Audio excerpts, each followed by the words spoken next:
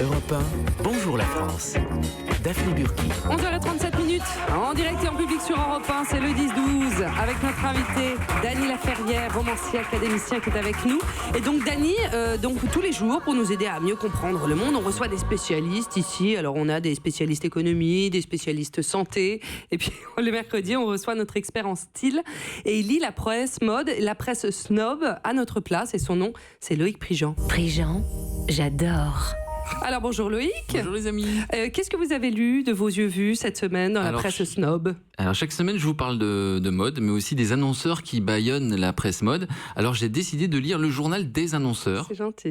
Le Vogue de la pub, CB News. Oui. C'est la version papier de l'émission de télé Culture Pub, je ne sais pas si vous vous rappelez. Bien Ça sûr. s'adresse aux professionnels de la publicité et c'est hyper pointu. Alors qu'est-ce qu'on apprend dans CB News ? Alors il y a beaucoup d'interviews de grands publicitaires et franchement j'ai senti comme un vent de panique qui souffle sur une profession secouée par la nouvelle économie, le digital.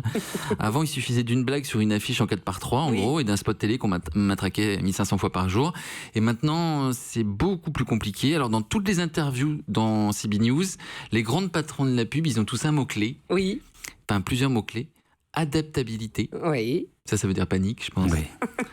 Openness.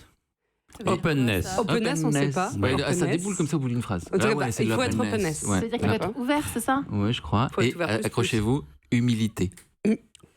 J'avais jamais lu ce mot-là dans un magazine. incroyable, oui. Complètement dingue. Donc quand un publicitaire parle d'humilité, ça veut dire que ça va très très très mal, je pense, et que la remise en question, elle est Profil énorme. bas. C'est vrai que c'est dingue. Ils sont vraiment en train de se remettre en question. Bah oui, je crois. Je dois vous avouer que j'ai pas tout compris. Ça parle un langage super compliqué, super anglicisé, super novlangue.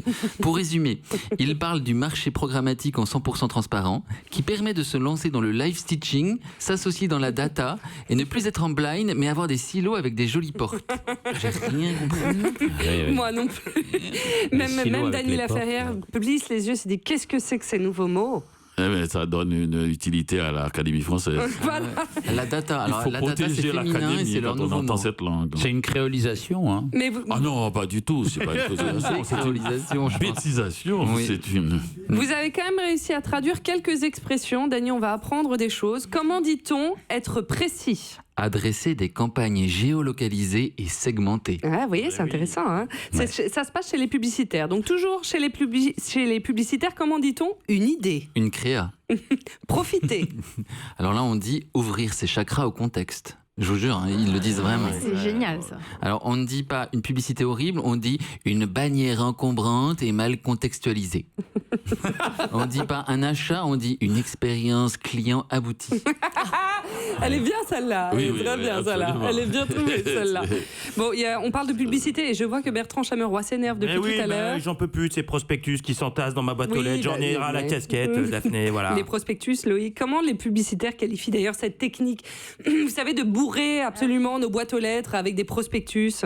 La gamification du courrier, ou Ah. gamification, je ne sais pas ce que ça veut dire, du courrier. Bah, ils me font bien suer avec la gamification du courrier. Bon, comment dit-on le verbe avancer en langage publicitaire ? On dit concilier une forte autonomie opérationnelle et affirmer des synergies transversales fortes pour actualiser les savoirs des collaborateurs. Donc on va concilier D'où une vient forte cette autonomie. langue Mais Est-ce la que langue c'est des pour ne rien publicitaires. dire ou bien c'est pour s'excuser dans tous les coins à cause du politique, comme ils disent politiquement? Je crois que c'est la langue du trop d'études et pas d'assez d'idées. Ah, je ne sais pas. En tout cas, on va donc concilier une forte autonomie opérationnelle et affirmer des synergies transversales fortes pour actualiser les savoirs des collaborateurs. Et vous allez me dire comment un publicitaire dit motiver les troupes.